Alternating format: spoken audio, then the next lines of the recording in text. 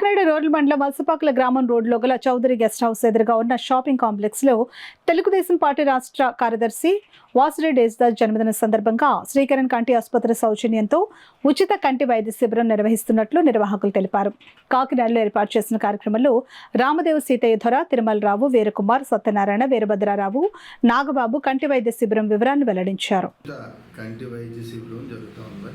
కిరణ్ కంటి ఆసుపత్రి వారి సౌజన్యంతో చెప్తా ఉన్నాం.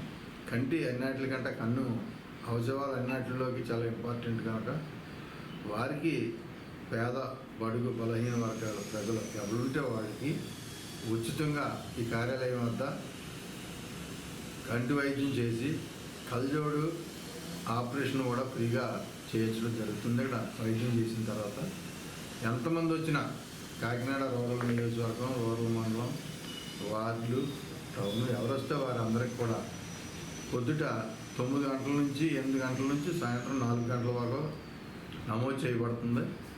అందరూ వచ్చి నమోదు చేయించుకుని కన్ను ప్రాధాన్యతని ఉపయోగించుకోవాలని కోరుతా ఉన్నాం.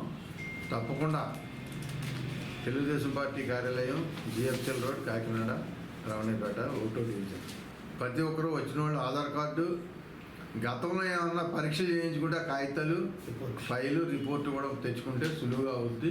ఎందుకంటే గతంలో చాలామంది చేయించుకుని ఉంటారు. చేయించుకునే వాళ్ళు అయితే ఆధార్ కార్డు ఒకటి పట్టుకుని వచ్చి నమోదు చేయించుకుని డాక్టర్లతో పరిశీలన చేయించుకోవాలి. ఇక్కడ 12 మంది సుమారు సిబ్బంది వస్తూ ఉన్నారు. వాళ్ళంతా కూడా చక్కగా చేసి ఆపరేషన్ చేసి మళ్ళీ మీ ఇంటి దగ్గర బస్సులో దింపుతాం అని చెప్పి సందర్భంగా తెలియజేస్తాం.